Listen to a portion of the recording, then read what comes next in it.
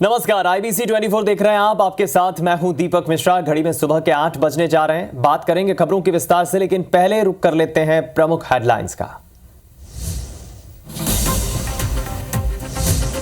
दिल्ली से लौटते ही सीएम मोहन यादव ने बाढ़ के हालातों पर की बैठक। अधिकारियों को हर स्थिति पर नजर रखने के दिए निर्देश। कहा, प्रभावित जिलों से बनाए रखें संपर्क।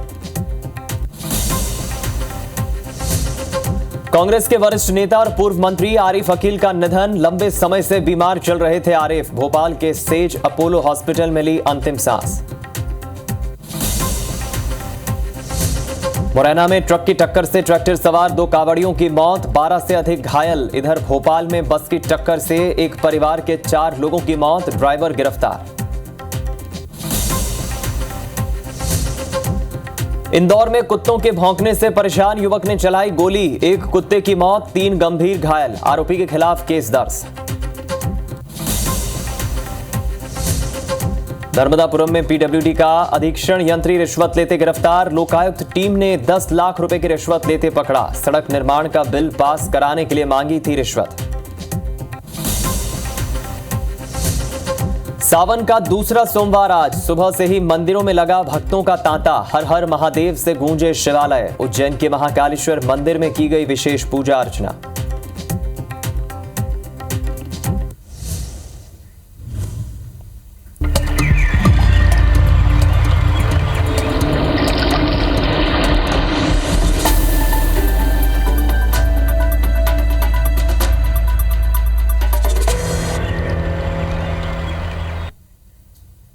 Good morning. मध्य प्रदेश में अब बात करते हैं खबरों की विस्तार से, लेकिन सबसे पहले आपको बड़ा अपडेट दे दें। 2 बड़े सड़क हादसे मध्य प्रदेश में हुए हैं। बेकाबू रफ्तार ने कुल 6 लोगों की जान ले ली। 2 बड़ी खबर आप देख रहे हैं स्क्रीन पर।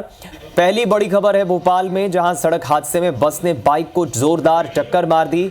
इस हादसे में एक ही परिवार के 4 लोगों की दुखद मौत हो गई। इनमें 3 महिला और 1 पुरुष की मौत हुई है। बाइक पर सवार थे चारों मृतक, सभी सागर के रहने वाले थे।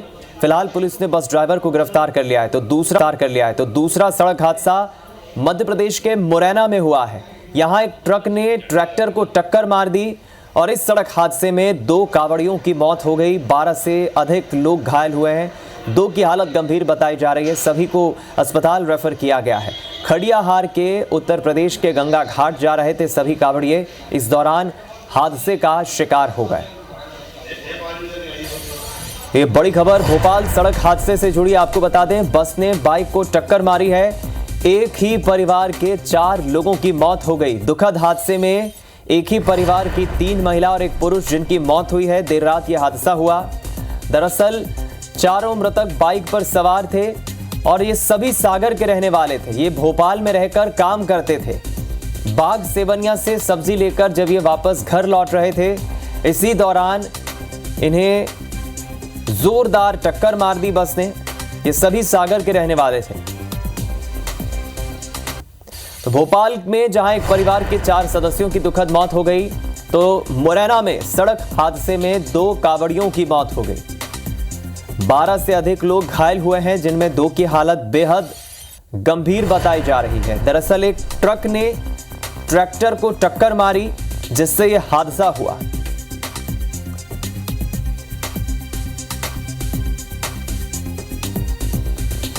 तो एमपी के भोपाल और मुरैना, इन 2 शहरों में दोनों सड़क हादसे हुए और इनमें कुल 6 लोगों की मौत हुई। भोपाल से हमारे संवाददाता दुष्यंत पाराशर जुड़ रहे हैं। मुरैना से सतेंद्र तोमर हमारे साथ जुड़ रहे हैं। पहले भोपाल का जल्दी से रुख करेंगे। दुष्यंत, दर्दनाक सड़क हादसा भोपाल में हुआ। एक ही परिवार के 4 लोगों की मौत हो गई। कैसे हादसा हुआ, क्या अपडेट?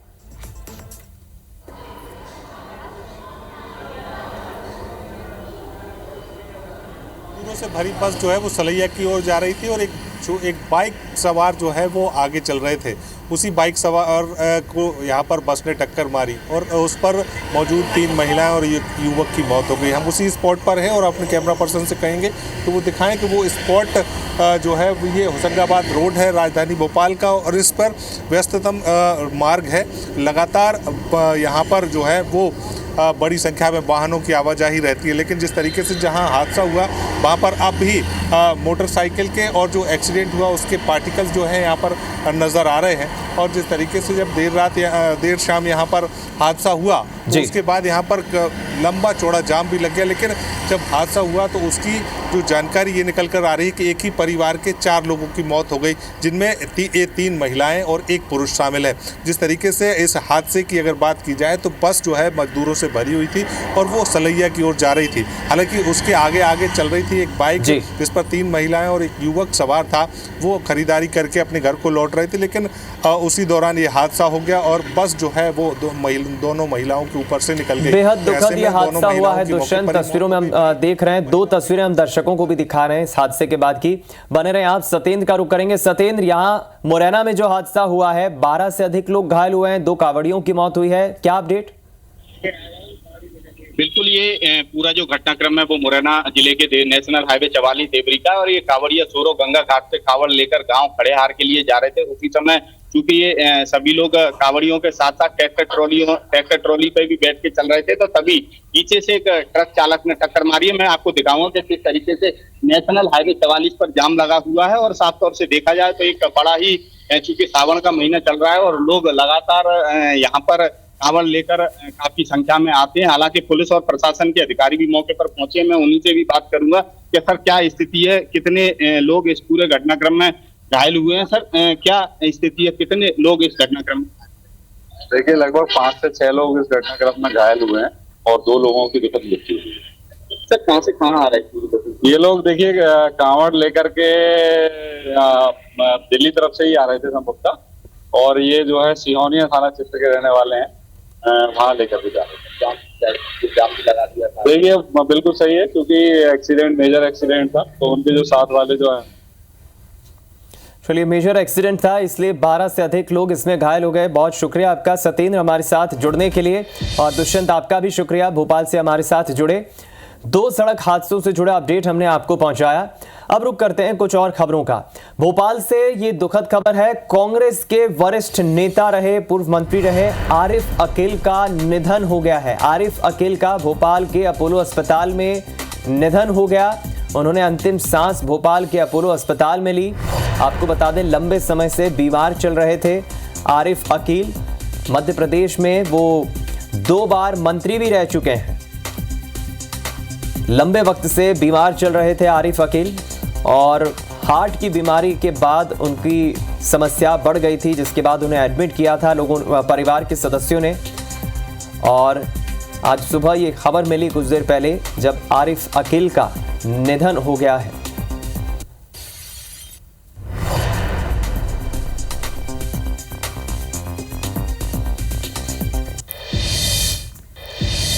मध्य प्रदेश के मुख्यमंत्री डॉक्टर मोहन यादव दिल्ली से लौटते ही एक्शन मूड में नजर आए। मुख्यमंत्री ने भोपाल में अधिकारियों के साथ बैठक की और उन्हें अहम निर्देश दिए। दरअसल मानसून के बाद मध्य प्रदेश के कई जिले, कई ग्रामीण इलाकों में जलभराव की खबरें हैं और हालात ना बिगड़े, इसलिए वरिष्ठ अधिकारियों को उन्होंने साफ निर्देश दिए बैठक में कि सभी अधिकारी स्थितियों पर नजर बनाए रखें। बारिश के हालात को देखते हुए रेस्क्यू के लिए हेलीकॉप्टर की व्यवस्था, एनडीआरएफ, एसडीआरएफ टीम की व्यवस्था बनाए रखें, और जो इलाके जल भराव के कारण बहुत जल्दी प्रभावित होते हैं, जो संभावित बाढ़ प्रभावित इलाके होते हैं, वहां पर खास तौर पर अधिकारी नजर रखें। मुख्यमंत्री ने जिला कलेक्टर, एसपी को ये अहम निर्देश दिए हैं। किसी तरह के बाढ़ के कारण लोगों की परेशानी ना बढ़े, हालात खराब ना हो, पहले ही एहतियात बरतने के निर्देश मुख्यमंत्री ने अधिकारियों को दिए हैं।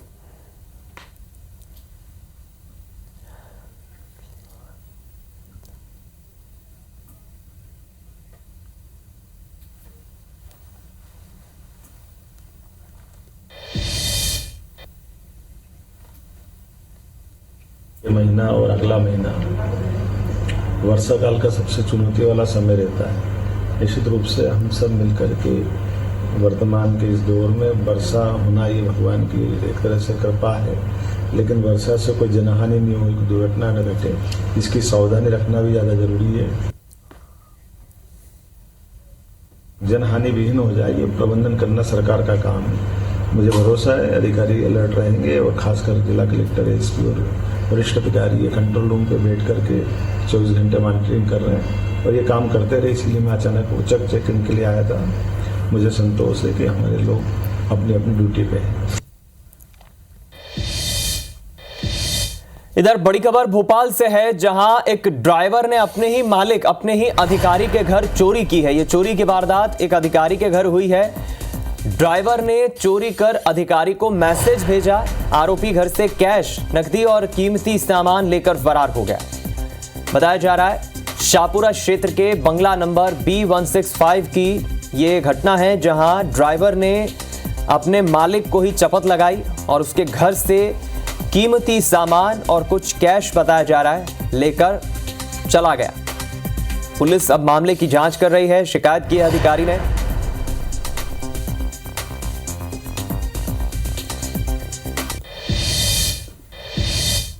नर्मदापुरम से खबर है, जहां पीडब्ल्यूडी का अधीक्षण यंत्री आरसी तिरोले रिश्वत लेते गिरफ्तार हुआ है। लोकायुक्त टीम ने 10 लाख रुपए रिश्वत लेते पकड़ा है। सड़क निर्माण का बिल पास कराने के लिए उसने रिश्वत की मांग की थी। दरअसल ठेकेदार से 20 लाख रुपए की मांग की थी। मुल्ताई और भैंसदेही में 8 सड़कों का निर्माण होना है और इसके एवज में बिल पास कराने के लिए, सड़क निर्माण का बिल पास कराने के लिए उसने रिश्वत मांगी थी।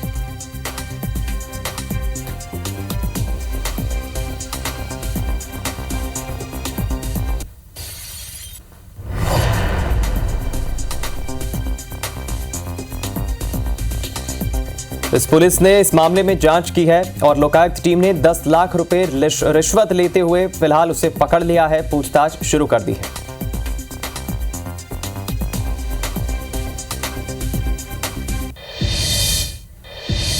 और अब रुक करते हैं प्रभु शिव के पवित्र पसंदीदा माह सावन सोमवार की, जहां शिवालयों में भक्तों की भीड़ उमड़ रही है।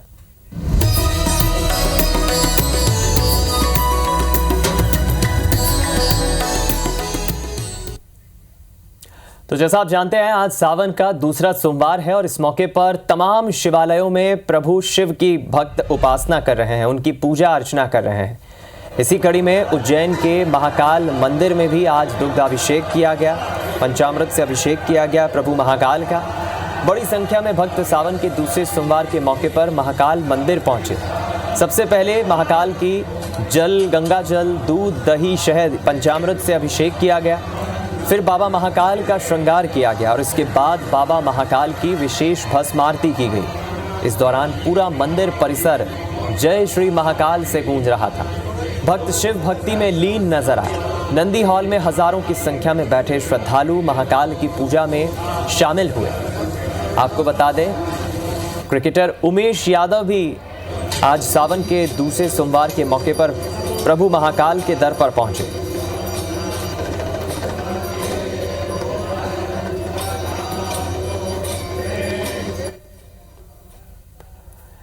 तो चलिए कुछ शिवालयों का भी हम रुख करेंगे। भक्तों की भक्ति हम दिखाएंगे आपको। प्रभु शिव के दर्शन भी कराएंगे। बाबा महाकाल के दर्शन तो आपने कर लिए। खरगोन का रुख करेंगे। शशिकांत शर्मा हमारे साथ जुड़ गए हैं और निहारिका शर्मा इंदौर से जुड़ गई हैं। निहारिका, इससे पहले आपने बहुत सुंदर दर्शन हमारे दर्शकों को कराए थे शिवलिंग के। किस तरह भक्त लीन नजर आ रहे हैं, किस तरह से सावन के दूसरे सोमवार पर अब प्रभु की उपासना कर रहे हैं भक्त?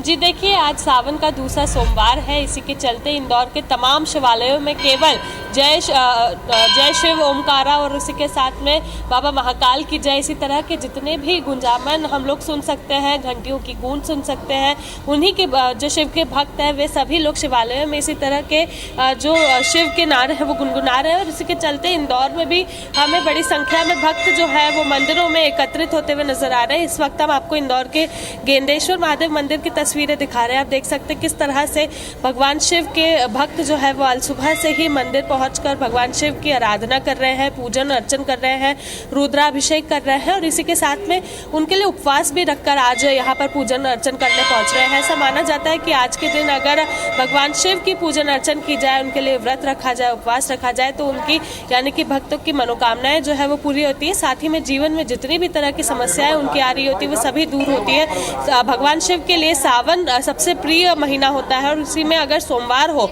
तो वो सोने पे सुहागा जैसी बात है, क्योंकि आज का दिन जो होता है वो ना केवल भगवान शिव का बल्कि चंद्रमा का भी दिन होता है। और ऐसे में आज के दिन भगवान शिव की पूजन अर्चन करने से सभी के दुख जो है वो भी हरते हैं और उसी के साथ में दोगुने फल जो है वो भगवान शिव सभी को देते हैं। इस मंदिर में जहाँ मैं मौजूद हूँ वहाँ की सबसे बड़ी खासियत यही है कि एक ही मंदिर में 12 ज्योतिर्लिंगों के दर्शन होते हैं। साथ ही में चारों धाम के भगवान जो है उनके दर्शन भी इसी मंदिर में हो जाते हैं। यहाँ पर 51 लाख पार्थिव शिवलिंग जो है वो पूरे सावन के महीने के दौरान बनाए जाते हैं, जो भी इस मंदिर को खास बनाते हैं। यही कारण है कि इंदौर के भक्त जो है, चलिए बेहद सुंदर तस्वीर आपने हमारे दर्शकों को पहुंचाई, दिखाई निहारिका। यहाँ पर शिवालयों में किस तरह से भक्तों की भीड़ नजर आ रही है, तांता लगा है। शशिकांत, कहाँ मौजूद है आप और किस तरह हमारे भक्तों को, हमारे दर्शकों को दर्शन कराएंगे आप सावन के दूसरे सोमवार पर?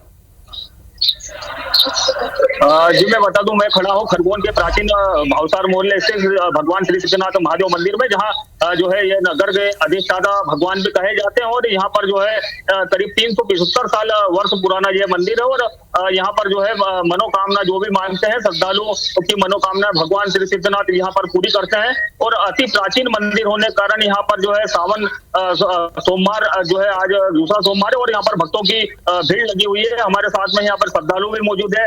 क्या मंदिर की विशेषता है यहाँ पर? देखिए मंदिर 1651 ईस्वी में बना था, विक्रम संवत के हिसाब से देखा जाए 1708 में। और इस मंदिर की विशेषता यह है कि उत्थान देवता की समाधि पर स्थित है। यहाँ पर जो पुरानी कथा है उसके अनुसार मल्लीवाल परिवार में जो पिताजी मल्लीवाल थे भावसार समाज के, उनके यहाँ पर जो सिद्धनाथ। चलिए खरगोन में भी जिस मंदिर में आप जुड़े हैं शशिकांत, जो तस्वीरें दिखा रहे हैं, श्रद्धालु से बात कर रहे हैं, यहाँ भी सावन के दूसरे सोमवार पर प्रभु शिव के प्रति जो भक्ति है, उपासना है, वो श्रद्धालु में देखी जा रही है। बहुत शुक्रिया आप दोनों का, निहारिका, शशिकांत, हमारे साथ जुड़े और हमारे दर्शकों को आपने दर्शन कराए, प्रभु शिव के मंदिरों से जुड़े आप। इधर बड़ी खबर का आप रुख करेंगे, भोपाल से खबर है। बारिश को लेकर अपडेट आपको बता दें, मध्य प्रदेश में बारिश का दौर जारी है। जबलपुर सहित कई जिलों में बारिश का अलर्ट जारी किया गया है। ग्वालियर जिले में हल्की बारिश का अनुमान है। स्ट्रॉन्ग सिस्टम की वजह से एक बार फिर बारिश का दौर एमपी में देखा जाएगा। अधिकांश जिलों में बारिश को लेकर अलर्ट जारी किया है। पूर्वानुमान जाहिर किया है मौसम विभाग ने। लगातार मध्य प्रदेश में इससे पहले हमने देखा शनिवार और रविवार को भी तेज बारिश का दौर अधिकांश जिलों में देखा गया।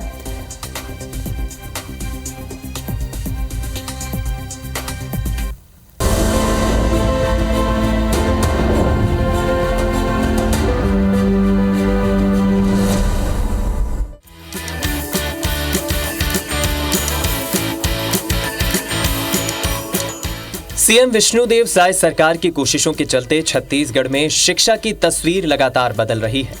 छत्तीसगढ़ में शिक्षा को बढ़ावा देने के लिए साय सरकार पूरी तरह से प्रतिबद्ध नजर आ रही है। यही वजह है कि पूरे प्रदेश में शिक्षा के मंदिरों की न सिर्फ तस्वीर बदल रही है, बल्कि स्कूली बच्चों के सर्वांगीण विकास के लिए भी काम किया जा रहा है। मुख्यमंत्री की कोशिशों से स्कूल में आधारभूत संरचनाओं के विकास से लेकर गुणवत्तापूर्ण शिक्षा देने के क्षेत्र में काम हो रहा है, जिसका असर पूरे छत्तीसगढ़ में दिख रहा है। मुंगेली जिले में भी स्कूली शिक्षा के क्षेत्र में कई आमूलचूल परिवर्तन हुए हैं। लोरमी विधानसभा के पीथमपुर गांव में प्राथमिक शाला के उन्नयन करने और बच्चों को बेहतर शिक्षा देने के लिए हाईटेक तरीकों का उपयोग किया जा रहा है। यहाँ पहली से लेकर 5वीं कक्षा तक पढ़ने वाले बच्चों को खेल कूद के पर्याप्त साधन मुहैया कराने के अलावा स्कूली यूनिफॉर्म का वितरण और किताबें भी सरकार की ओर से मुफ्त में दी जा रही है। सब खेल कूद खाना पीना सब मिलता है और अच्छे से पढ़ाया भी जाता है। सब पुस्तक कापी चेक भी जाता है, पढ़ाया भी जाता है। यहाँ डिजिटल क्लास के अंतर्गत एक स्मार्ट टीवी है जिसके माध्यम से हम छात्र छात्राओं को मतलब स्मार्ट रूप देते हुए हम लोग अध्यापन कराते हैं। यहाँ पे हम लोग डिजिटल इंस्ट्रूमेंट से पढ़ाई कराते हैं और शायद सरकार उसके वजह से SLNP है, निपुण भारत के तहत जो योजनाएं चल रही सरकार की, तो हम लोग स्कूलों के क्रियान्वयन कर रहे हैं। उनके द्वारा दिए गए वर्क बुक वगैरह उनसे बच्चों को कार्य करवाते हैं। जिला शिक्षा अधिकारी का कहना है कि मौजूदा साई सरकार स्कूली शिक्षा को बढ़ावा देने के लिए बेहतर तरीके से काम कर रही है। डिजिटल पाठ्यक्रम कक्षा 1 से लेकर 12वीं तक उपलब्ध कराए जा रहे हैं। डिजिटल पाठ्यक्रम कक्षा 1 से 12वीं तक के उपलब्ध है। साथ ही शिक्षा की गुणवत्ता को विकसित करने के लिए बच्चों के लिए स्वच्छ भवन उपलब्ध कराने हेतु 19 अतिरिक्त कक्षा का स्वीकृति एवं निर्माण कार्य हुआ है। साई सरकार की कोशिशों के चलते शिक्षा में बदलाव की ये तस्वीरें बेहद सुकून देने वाली हैं। खासतौर पर ग्रामीण और आदिवासी अंचलों के लोगों का सरकारी स्कूलों पर बढ़ता ये विश्वास कहीं ना कहीं साई सरकार पर भरोसे को भी दर्शाता है।